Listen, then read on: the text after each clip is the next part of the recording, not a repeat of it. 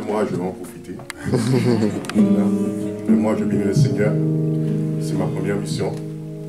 Et ça m'a encouragé. J'accompagne la sœur qui nous a dit que quand elle était avec les sœurs, et ça m'a encouragé. Le Seigneur chuchotait aux oreilles de chacun, et chacune, pardon. Et moi aussi, Dieu a fait quelque chose, c'est-à-dire qu'il a réparti les champs comme il fallait. J'étais avec le frère Johan, et justement, son témoignage me touchait. Et le témoignage de chacun touchait, peu importe celui qui était avec lui, qui l'accompagnait. Et ça m'a vraiment encouragé quand j'entendais les témoignages aussi des frères, des sœurs comme Hervé, qui m'a beaucoup encouragé.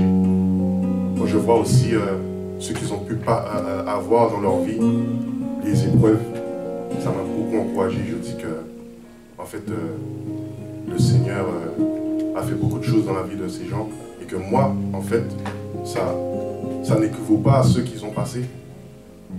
Et ça m'a fortifié. Je dis, Seigneur, tu m'as regardé comme j'étais et tu m'as accepté. Ça, c'était la première chose. Et le Seigneur m'a donné un passage pour encourager tout chacun et toute chacune de ces aussi. Dans Luc 14, à partir du verset 15, c'est la parabole du grand festin. Donc quand il y a ceux qui avaient un peu peur d'aller évangéliser, qui avaient beaucoup de mal, eh bien, on voit que, en fait, comme on est au pied du Seigneur, on crée vraiment le Seigneur, nous sommes ses esclaves. Et il nous a demandé une chose, c'est d'aller crier dans les rues. Parce que, en fait, nous ne sommes pas les seuls qui veut sauver, mais aussi il a voulu aussi que d'autres écoutent le message que vous avez reçu, écoutent la vérité et l'amour aussi que le Seigneur a partagé avec ces gens-là aussi. Voilà, donc je vais le lire.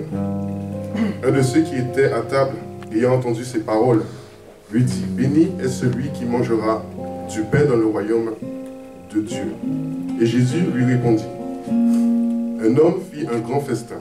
Il convia beaucoup de gens.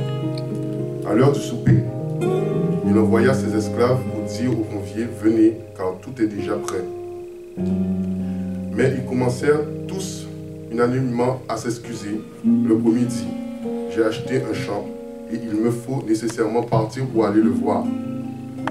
Je te prie, excuse-moi. » Un autre dit, j'ai acheté 5 paires de bœufs et je les ai envoyés, je vais les essayer, pardon. Je te prie, excuse-moi. Et un autre dit, j'ai épousé une femme, c'est pourquoi je ne puis aller.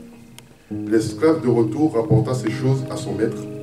Alors le père de famille, irrité, dit à son esclave, va rapidement sur les places et dans les rues de la ville et amène ici les pauvres, les impotents, les boiteux, les aveugles.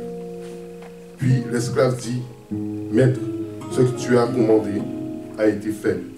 Et il y a encore de la place. Et le maître dit à l'esclave, va dans les chemins et les longs des haies, et ceux que tu trouveras contre les d'entrée, afin que ma maison soit remplie. Car je vous le dis, aucun de ces hommes qui avaient été conviés ne goûtera à de mon souper. Voilà, donc le Seigneur nous a encouragés à aller dans les rues et il nous encourage encore à y aller. Voilà, c'est le message que je voulais partager. Que tout soit